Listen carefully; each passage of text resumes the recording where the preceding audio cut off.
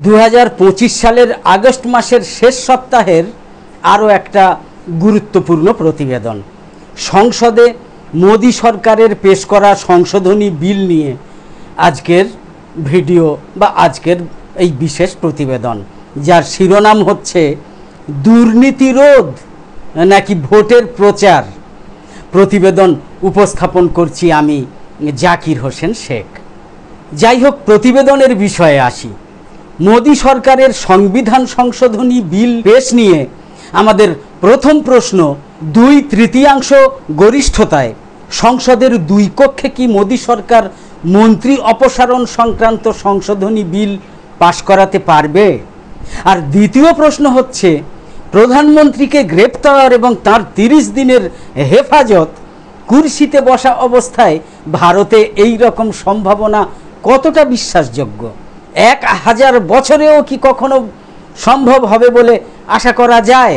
আমরা তো মনে করি কখনোই হবে না। আপনারা তো দেখছেন, আচমকা বাদল অধিবেশনের শেষ পর্বে হাজির করা 3টে সংবিধান সংশোধনী বিল নিয়ে বাজার এখন বেশ গরমই হয়ে রয়েছে। শাসক তাল ঠুকছে, বিরোধীরাও রীতিমতো তেতে আছে। এই পরিস্থিতিতে প্রশ্ন কিন্তু অনেক। তার মধ্যেই এই দুটো মাত্র প্রশ্নকে একটু বাড়তি প্রাধান্য দিয়ে কিছু বলা যাক। উত্তর একটু পরেই জানতে পারবেন, তার আগে কিছু না বলা কথা বলতেই হয়। তার আগে দেখে নেওয়া যাক তার মানে যে সংশোধনী বিলে আছেটা কি। প্রথম সংশোধন হচ্ছে সংবিধানের 75 নম্বর ধারায়। এখানে বলা আছে, প্রধানমন্ত্রীকে নিয়োগ করবেন ভারতের রাষ্ট্রপতি এবং তাঁর পরামর্শ মতো রাষ্ট্রপতি তারপর নিয়োগপত্র দেবেন কেন্দ্রের অন্য মন্ত্রীদের।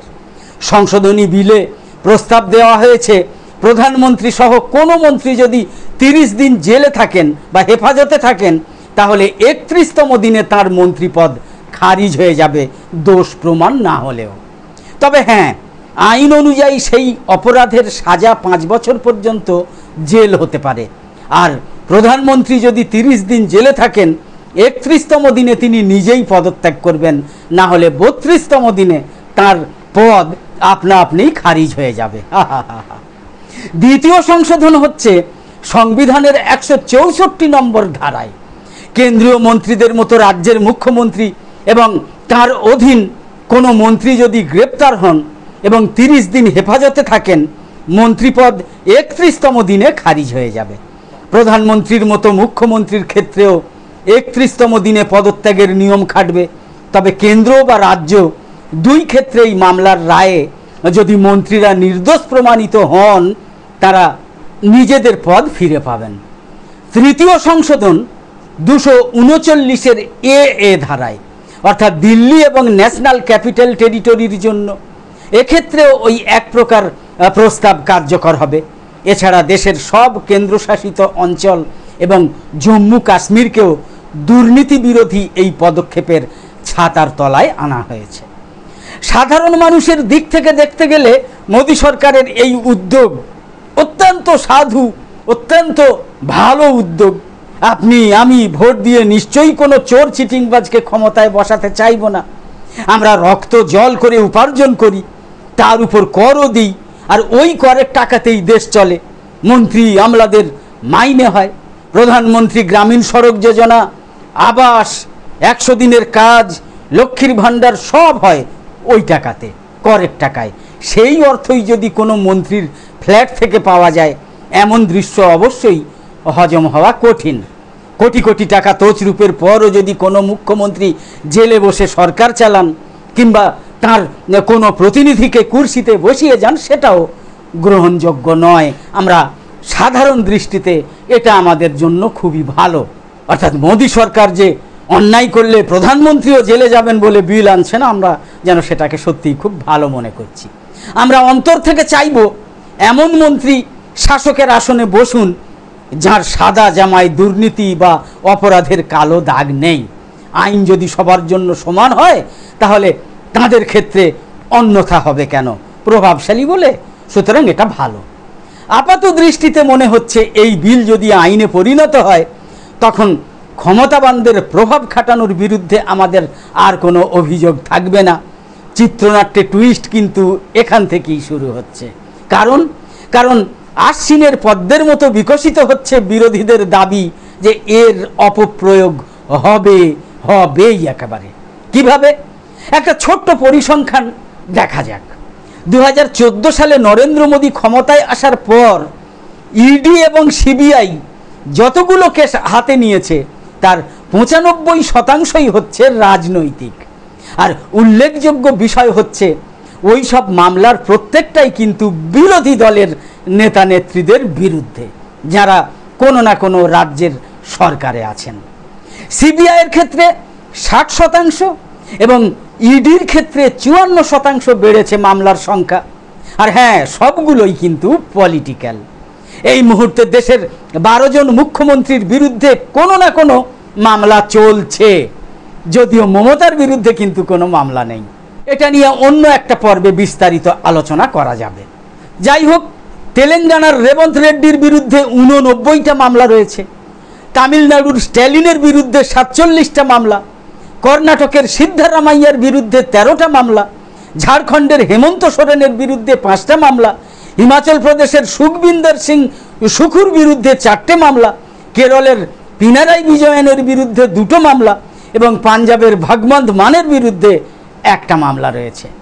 বিজেপির মুখ্যমন্ত্রীদের মধ্যে মহারাষ্ট্রের দেবেন্দ্র ফডনবিসের বিরুদ্ধে শুধু ঘোষিত মামলার সংখ্যা 4টে, যদিও সেগুলোর একটাও ফৌজদারি মামলা নয়, বরং হলফনামায় তাঁর বিরুদ্ধে কেসের সংখ্যা লুকিয়েছেন বলে যে সতীশ উকে মামলা ঠুকেছিলেন তিনিই এখন কোনো কারণে জেলে রয়েছেন।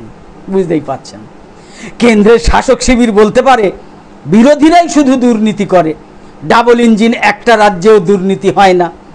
ফডনবিসকেই দেখুন না, যা ফৌজদারি মামলা ছিল তার বিরুদ্ধে সবকটা মামলা থেকেই বেকসুর খালাস পেয়ে গিয়েছেন ওই ফডনবিস, মহারাষ্ট্রের মুখ্যমন্ত্রী। তাতে আর বিচিত্র কি? দাবি করলে তো তার উপর ট্যাক্স চাপে না।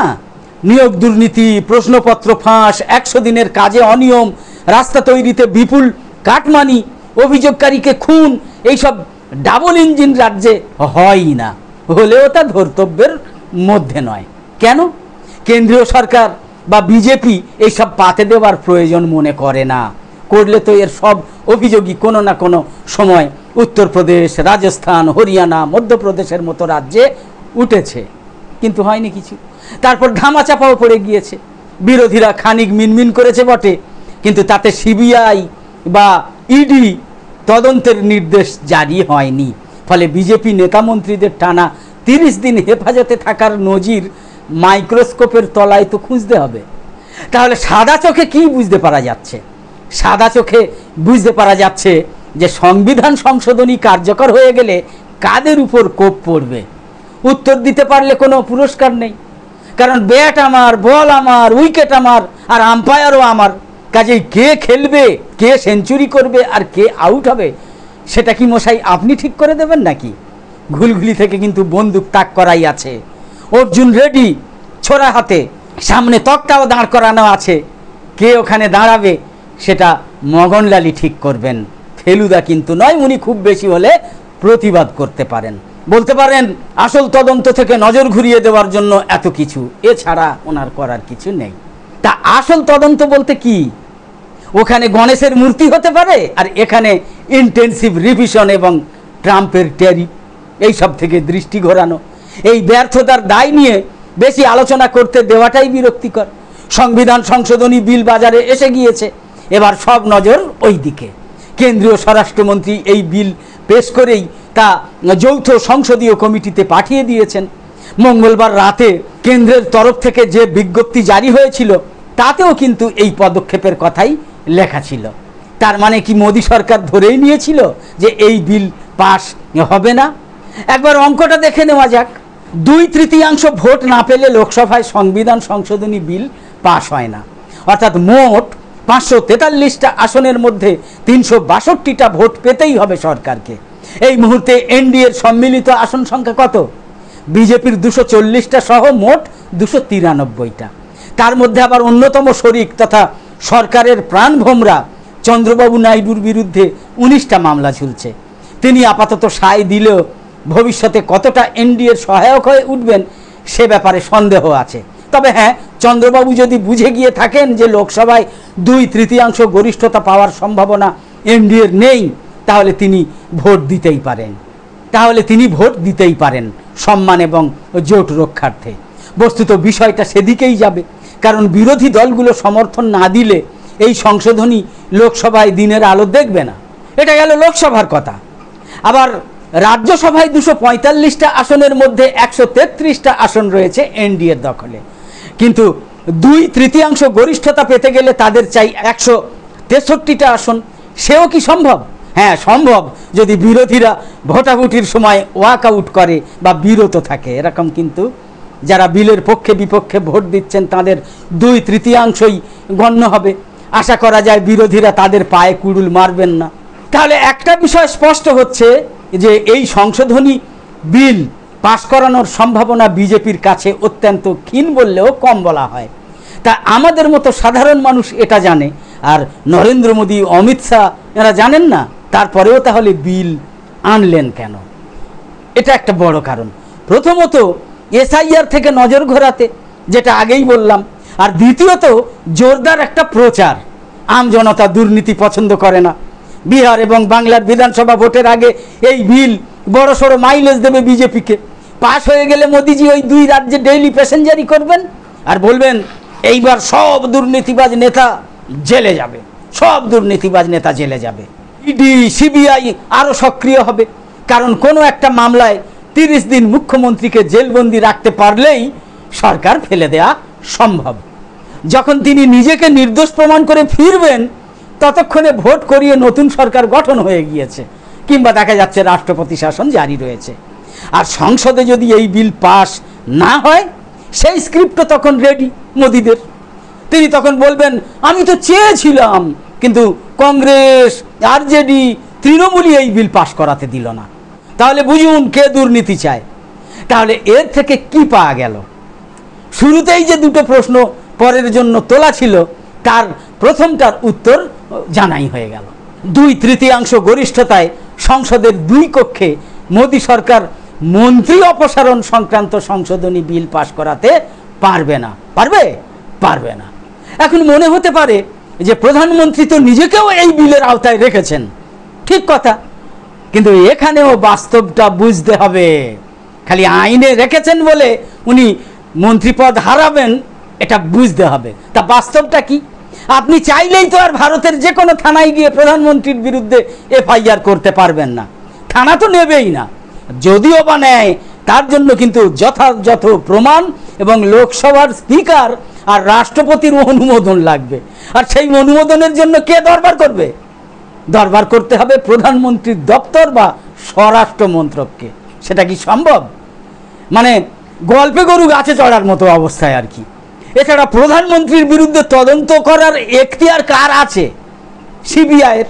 তা সিবিআই কেন্দ্রীয় এজেন্সি এবং তারা দিল্লি পুলিশের অধীন। আর দিল্লি পুলিশ কার নির্দেশে চলে? স্বরাষ্ট্র মন্ত্রকের। 2 2 4 হয়ে যাচ্ছে। কাজেই প্রধানমন্ত্রীর বিরুদ্ধে অভিযোগ, তার বিরুদ্ধে তদন্ত এবং তাকে গ্রেপ্তার করে 30 দিন হেফাজতে রাখা, এই স্বপ্ন দেখা ভালো, কিন্তু বাস্তবে কার্যকর করাটা কখনোই সম্ভব নয়, কোটি বছরেও সম্ভব নয়। আর হ্যাঁ, প্রশ্ন কিন্তু আরও আছে। লোকপালের কি হলো? ঘটা করে এই পদক্ষেপ তো নেওয়া হয়েছিল। লোকপালের কাজ হলো জনপ্রতিনিধিদের বিরুদ্ধে অভিযোগ পেলে তার প্রাথমিক তদন্ত করা এবং তারপর সিবিআইকে সুপারিশ করা। এর আওতায় প্রধানমন্ত্রী এবং মুখ্যমন্ত্রীও কিন্তু পড়েন, মানে ওই লোকপালে রাখা হয়েছিল। তাহলে লোকপাল নিষ্ক্রিয় করে রাখা হয়েছে কেন? অর্থাৎ এখানে পাওয়া যাচ্ছে তুলে রাখা দ্বিতীয় প্রশ্নের উত্তরটাও, সঙ্গে প্রচার এবং বাস্তবের ফারাক। বিশ্বের প্রথম সারির 2টো ব্র্যান্ড, ডিওর এবং আরমানি, ইতালির মিলানে এদের ফ্যাক্টরিতে হানা দিয়েছিল তদন্তকারী সংস্থা। সেখানে তারা আবিষ্কার করে যে অবৈধভাবে বসবাসকারী চীনা নাগরিকদের দিয়ে অত্যন্ত কম মজুরিতে কাজ করানো হচ্ছে সেখানে। আর যে হ্যান্ডব্যাগ তৈরি হচ্ছে তার খরচ মাত্র 53 ইউরো, মানে ভারতীয় অঙ্কে যেটা মূল্য হচ্ছে 4700 টাকার আশপাশে। আর সেটাই বাজারে বিক্রি হচ্ছে 2600 ইউরো। 2600 ইউরোয়ে ভারতীয় মুদ্রায় প্রায় 2 লক্ষ টাকা। অর্থাৎ পুরোটাই পাবলিক খাচ্ছে মার্কেটিংয়ে, পুরোটাই পাবলিক খাচ্ছে প্রচারে। কার মোড়ক কত ভালো, কার চমক বেশি, কার উপস্থাপনায় চোখে বেশি ধাঁধা লাগছে, দিনের শেষে বিক্রিটাই কিন্তু প্রাপ্তি। তার জন্য প্রচার যে কোনো মূল্যে যে কোনো স্তরে নিয়ে যেতে হবে, বাকিটা তো আমাদের উপর। আমরা ঠিক করব তথ্য জানার অধিকার আইন, 100 দিনের কাজ, খাদ্য সুরক্ষা চাইব, নাকি নোট বাতিল, টাকার পতন, 105 টাকা লিটার পেট্রোল, মনমোহন সিংয়ের মতো দিকপাল প্রধানমন্ত্রী, নাকি বুঝতে পারলেন কি? তো যাই হোক, আমাদের ভিডিওর বিষয়বস্তু ভালো লেগে থাকলে ইউটিউবে নোটিফিকেশান পেতে সাবস্ক্রাইব করে পাশের বেল আইকন অন করে রাখুন, আর ফেসবুকে ফলো করে আমাদের আরও নতুন নতুন ভিডিও বানাতে এবং লাইভ সম্প্রচারে উৎসাহিত করতে লাইক, কমেন্ট এবং শেয়ার করে সঙ্গে থাকুন। তো আপাতত শেষ করছি। কামনা করি সকলে সবসময় খুব ভালো এবং সুস্থ থাকুন, সাবধানে থাকুন। ধন্যবাদ।